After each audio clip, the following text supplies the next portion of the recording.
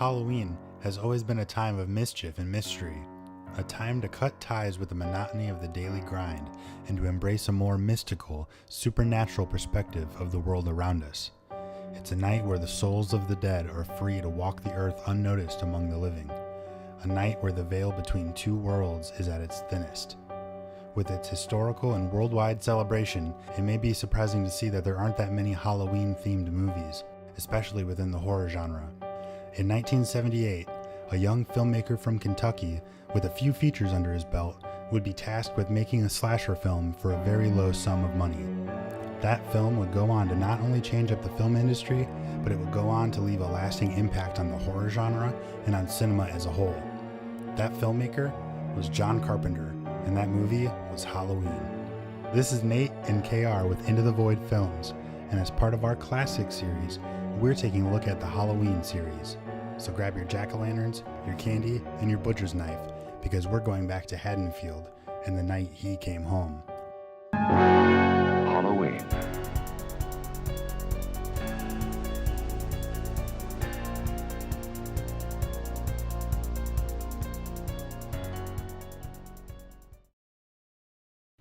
The original film in the Halloween series revolves around a fairly simple plot. On All Hallows' Eve, a little boy named Michael Myers snaps and murders his older sister Judith. His parents discover him with a knife in hand, and little Myers is committed to the Smiths Grove Sanitarium for the next 15 years. Although he has not said a single word and has been basically catatonic, Michael's psychiatrist, Dr. Samuel Loomis, seems determined that Myers is a force to be reckoned with, and often refers to him as something as more than just a man, as a manifestation of pure evil. I spent 8 years trying to reach him, and then another 7 trying to keep him locked up because I realized that what was living behind that boy's eyes was purely and simply evil. A decade and a half of imprisonment, and Myers escapes again, attacks Loomis's nurse associate, and makes off to Haddonfield in their vehicle. With Dr. Loomis in pursuit, Myers makes his way back home, finds a new mask to wear, and finds a new person to stalk in Laurie Strode, a shy but witty wallflower teenager. The stage was set, and this night of trick-or-treating would take viewers on a ride that is still considered to be one of the most terrifying films ever made. Halloween didn't rely on blood, guts, and gore to get the job done. Carpenter, an avid cinema student as well as a filmmaker, employed strategies he had seen in films and put his own twist on things to use the cinematic engine as a means to push forward the terrifying presence of The Shape.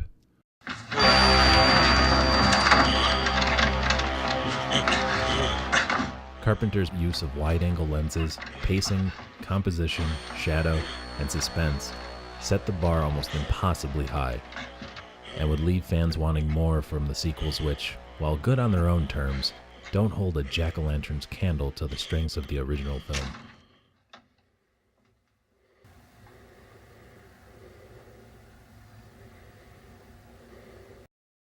We would be remiss if we failed to mention perhaps the most effective element of the film, the original soundtrack, composed by Carpenter, who grew up with a father who taught and performed music and was a trained musician himself. The simple, evocative, and downright creepy music composed by Carpenter would stay with the series through its history, and is still used today, with Carpenter returning to score the new Halloween, which we'll get into later. The original film was not a huge hit right away. With originally negative reviews, Halloween began a life cycle of regional distribution, and would eventually garner word of mouth as more people began to see the film and appreciate all the new innovative ideas the filmmakers and its fresh-faced director brought to the table.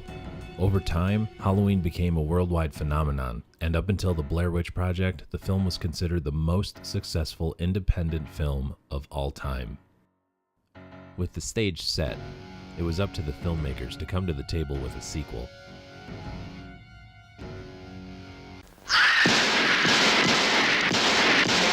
I shot him 6 times! I shot him in the heart! This man, he's not human!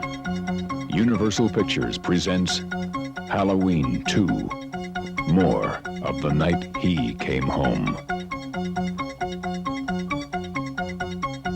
Who is it? Halloween 2, released 3 years after the original, followed directly in the moments after the ending of the first film. With Michael Myers shot 6 times and laying on the lawn, Loomis looks out to see that he's gone. With Michael still on the loose and Laurie being transported to Haddonfield Memorial Hospital for her wounds, the vicious game of trick-or-treat would continue in the halls of an oddly abandoned hospital, with a cast of supporting characters who fill out the obligatory body bags necessary for slashers of the time. John Carpenter would not return to direct this installment, instead handing the torch to a relatively young filmmaker named Rick Rosenthal. His goal was to stay true to the spirit of the first film, but to take things to the next level. In that regard, John Carpenter also felt the pressures of the marketplace. Halloween 2 is noticeably more violent than the first film, with kills that hold way longer and show much more than the first film ever did.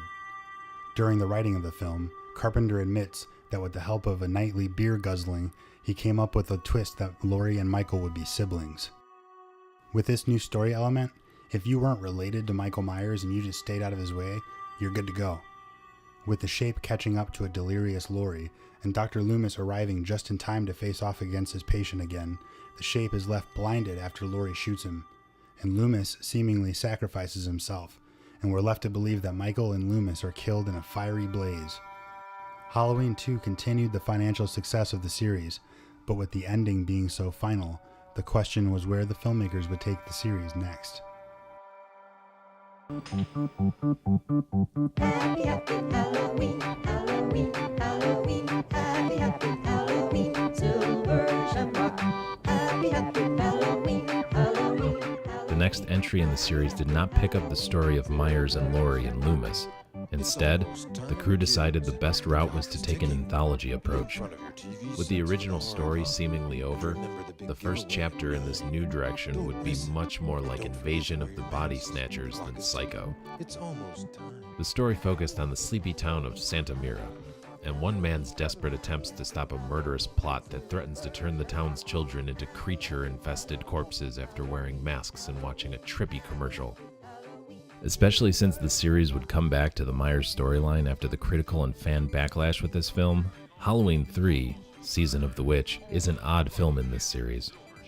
It stands up well on its own, but as part of the canon, it's completely out of place and serves to confuse newcomers to the series more than anything else. The director of this film, Tommy Lee Wallace, went on to direct the It miniseries with Tim Curry, a fun side note. This film stands firmly on its own as a solid film, but just not a great fit with the rest of the series. With Season of the Witch clearly not connecting with audiences in the same way as the original films, the creative team and producer and series champion Mustafa Akkad basically came to the conclusion that they had made a good film, but not one that could carry the torch with the Halloween name attached. They needed to bring back the iconic villain that made the first film such a success. 10 years ago, on the night of October 31st, a small Midwestern town fell victim to an escaped killer. Under the cover of darkness, he carried out the most horrifying mass murder on record. 16 people in cold blood. Ever since that night, no one has forgotten his name. And Halloween has never been the same. The team sought out the directing acumen of Dwight H. Little, who had a long TV resume. He teamed with writer Alan B. McElroy to craft a story which picked up on Michael Myers in a coma, several years after the end of the second film. The film would be called Halloween 4, The Return of Michael Myers, and just like the title implies, this entry would be a return to form for the series, and would see the return of the fan favorite Michael Myers. With Michael being transferred, an ambulance full of paramedics are the first in a long line of victims when Michael is awakened by 2 paramedics talking about how he has a niece living in Haddonfield. A big through line that starts in the second film and plays through the films to come would be that Michael is going after family members, a subplot that would carry through even with Rob Zombie's movies. Halloween 4 centered on Jamie Lloyd, played by an adorable Danielle Harris. She's the daughter of the now late Laurie Strode, who seemingly passed away in a car accident between the end of the second film and this one, leaving Jamie to live with her foster parents and foster sister Rachel, who is your typical girl next door teenager trying to balance her responsibilities as a sister, student, and her dating life against the terrifying threat of Michael Myers rolling into town. The film focused more on the elements that made the original work, suspense, atmosphere, and characters that we care about to contrast the blank slate of The Shape.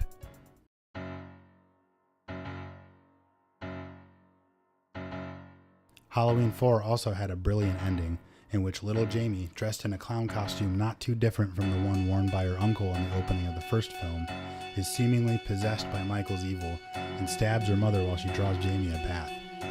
Jamie then appears at the top of the stairs, holding high a pair of bloody scissors and breathing deeply like The Shape. Dr. Loomis raises his gun, but he's stopped and continues screaming, "No! No!" as we cut to black. It is a chilling ending and concluded what is considered by most fans to be one of the standout entries in the series. Help me now. We both know he's alive, but you know where he is. Halloween 5. This time, they're ready. Coming off the success of Halloween 4, the producers were keen to make another hit, and to do it fast.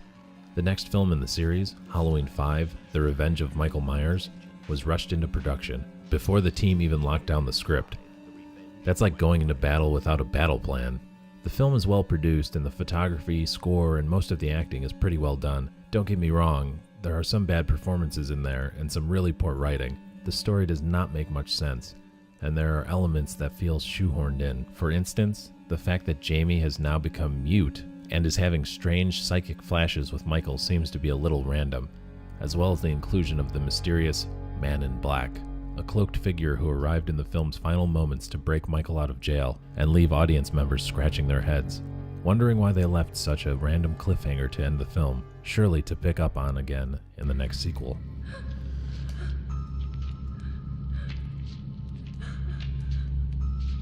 The film performed modestly in America, but was considered a failure in many of its international territories. The film did so poorly in some countries, it didn't even get an entire theatrical release, instead going straight to video. Not only did Halloween 5 underperform at the box office, but it was also not embraced by the fan base in the same way of previous entries.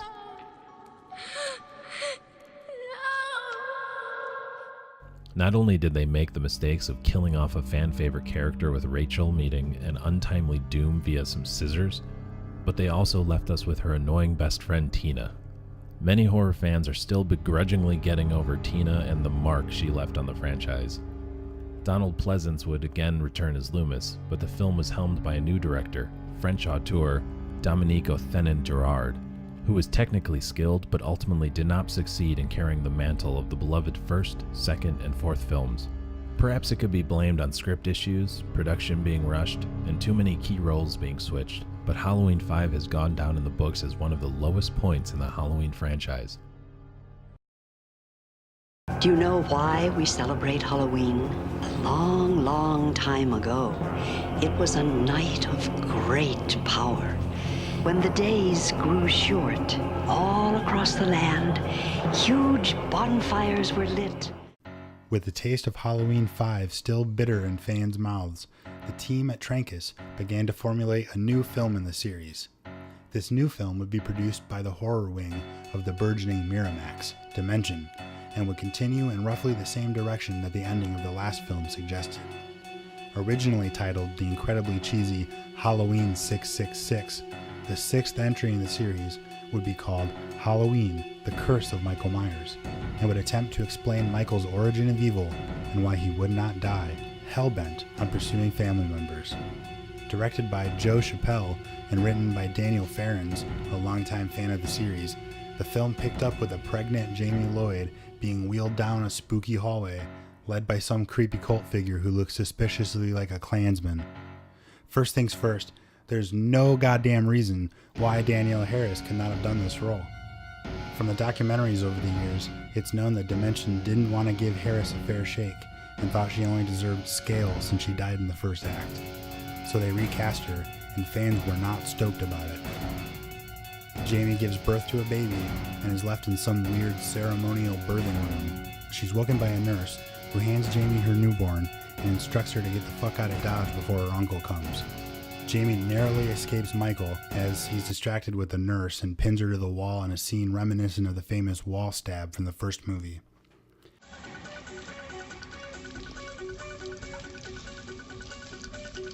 Paul Rudd is in this movie as a grown-up version of Tommy Doyle, the little boy Laurie was babysitting in the first film.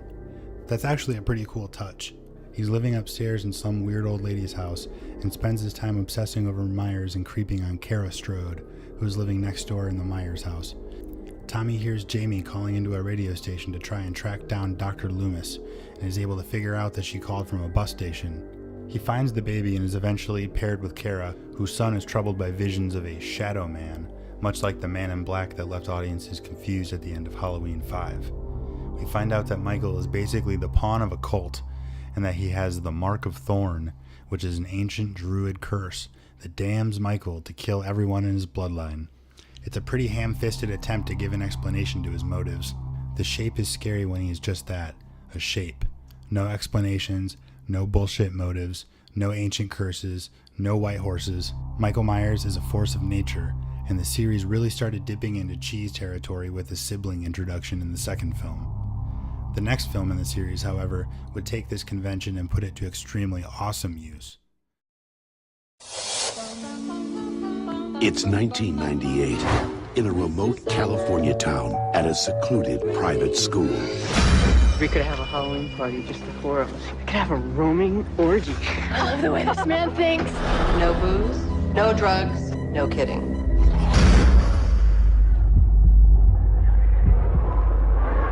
One teacher is living in fear. I'm not who you think I am. I changed my name when I went into hiding. That's terrible. Take off your clothes. My brother killed my sister.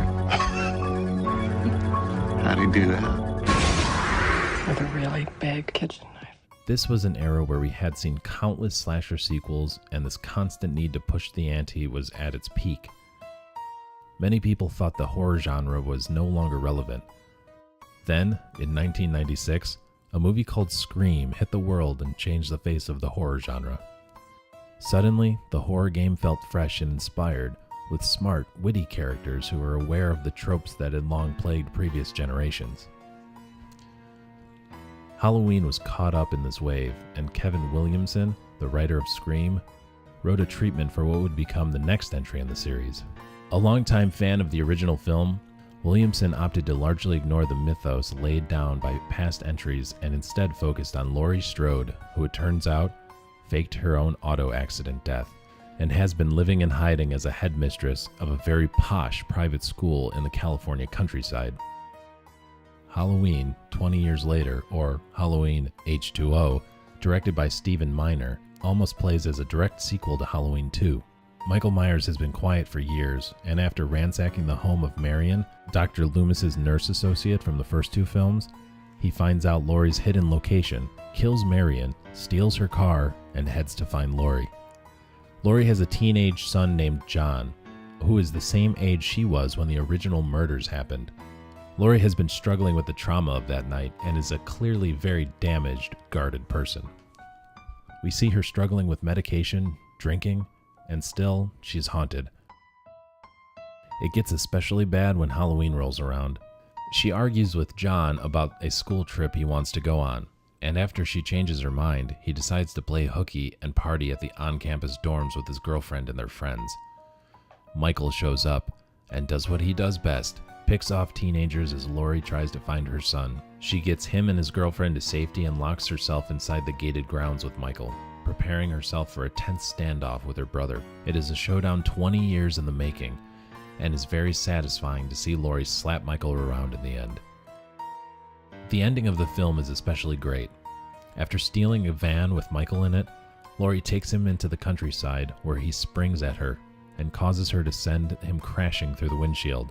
She plows into him and sends the van rolling down a hill, eventually pinning Michael against a tree, where she proceeds to end things once and for all and decapitates him with an axe. It is a satisfying ending, and honestly, they could have just wrapped things up there and left the series on a conclusive note. But no, evil never dies, remember? Especially when evil makes a shit ton of money. Halloween H2O was a massive hit, and the studios wanted to capitalize on its success with a follow-up. In typical bullshit slasher sequel fashion, this opening completely explains away and makes irrelevant the ending of the great H2O. We find out that Michael crushed the larynx of a paramedic and switched outfits with him, and he escaped dressed as a paramedic and holding his knife just to let us know it's him. Laurie apparently decapitated an innocent man and is now in mental care, where she spends her time pretending to take her meds and is constantly looking out for Michael. Eventually he shows up, and there's a chase to the rooftop. She seemingly has him trapped, but he uses the same face-grabbing move that she recognizes from the paramedic, which makes no fucking sense because Michael wasn't even there when that happened. But Michael gets the jump on Laurie and stabs her. She kisses him and falls to her death. It's definitely a disappointing way for the lead of the series to bite the big one, but this is just the tip of the iceberg for this awful sequel. We are now introduced to a new slew of annoying kids, this time centered on an internet reality show called Dangertainment, hosted by Busta Rhymes. It was definitely a trend in slashers to cast popular musicians at the time, but this performance has stood the test of time and has become a fan favorite for how silly it is. How could anyone forget Trick or treat, motherfucker? His show is going to bring in a slew of college kids to strap on headcams and explore the Myers house. The setting's definitely cool, but the cast and concept seem a little ill-fitting for this series. It is definitely ahead of its time with all the webcam business, though. This film is not a success and has gone down in flames as one of the worst sequels in the series. The producers definitely had their work cut out for them as far as where to take the series moving forward. How the hell do you continue this storyline? It's gone so many different directions it would be almost impossible to make narrative sense of it at all.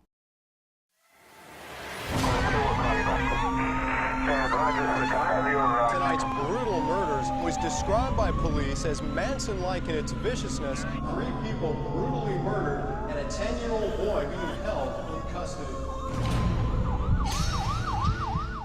Rob Zombie was approached by Dimension Films because of his success with The Devil's Rejects. He was a burgeoning voice in the genre, and they asked him what he would do with the Halloween franchise.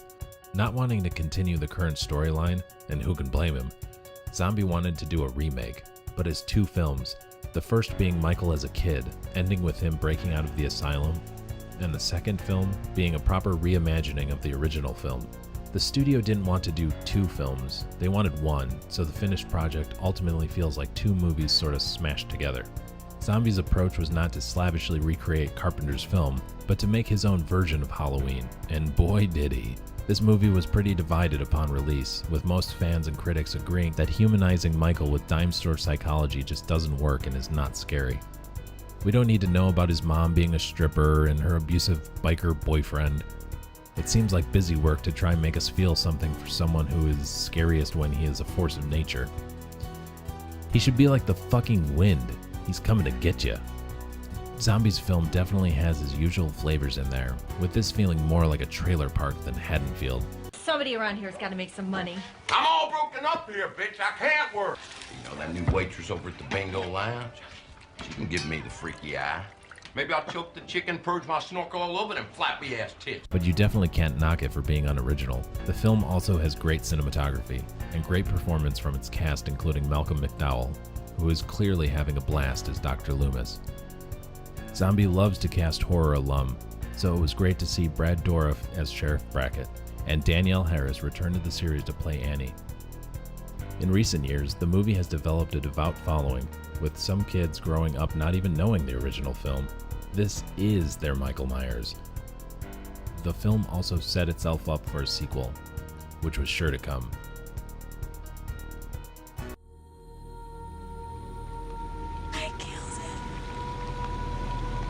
I killed him.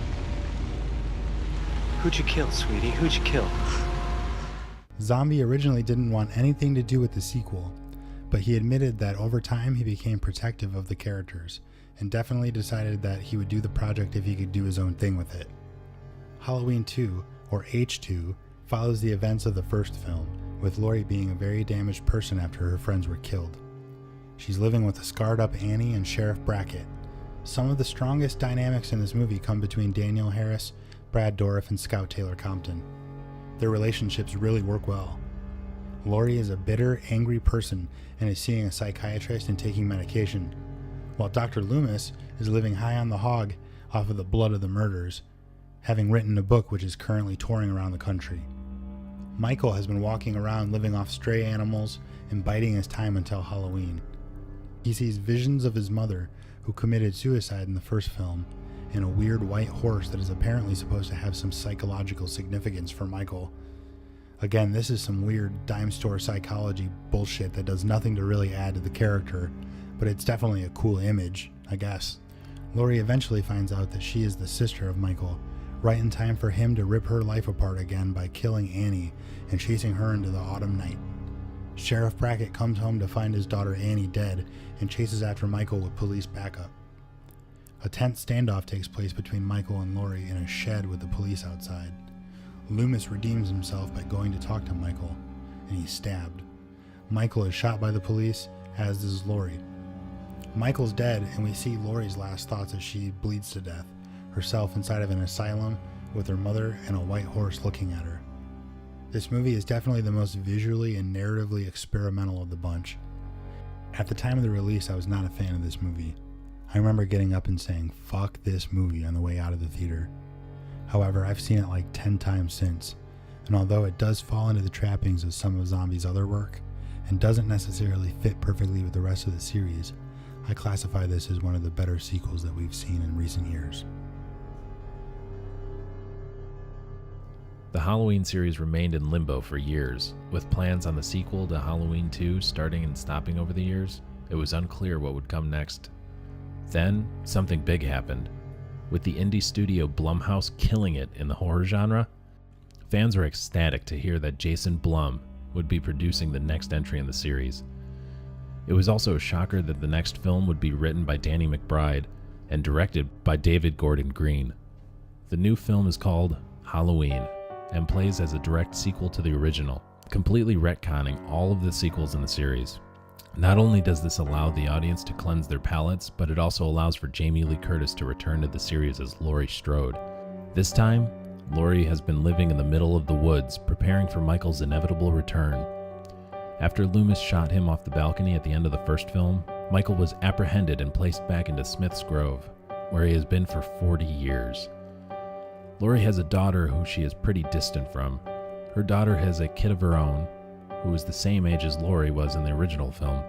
Everyone thinks that Laurie is crazy, and that her doomsday mentality is isolating her and preventing her from living life. However, everyone shuts up real quick when Michael escapes during a bus transfer and comes home to Haddonfield. This film places 3 generations of Strode women against Michael, and seems to be a proper follow-up to the original. The Halloween series has seen its ups and downs since its modest beginnings in 1978. While the series has not always been consistent, it goes without saying that Michael Myers is an international icon and is one of the foundation pillars by which the modern genre is built. Because of John Carpenter's ambitious low-budget production, generations of horror fans have grown up afraid of the boogeyman, afraid of what could be hiding in the dark, and afraid of the night he came home. He could be behind you when you're walking to your car tonight. He could be under your bed, breathing quietly, waiting for you to fall asleep. The Shape is evil personified, and he could be anywhere at any time. He's behind you right now. The Shape will live forever because evil never dies.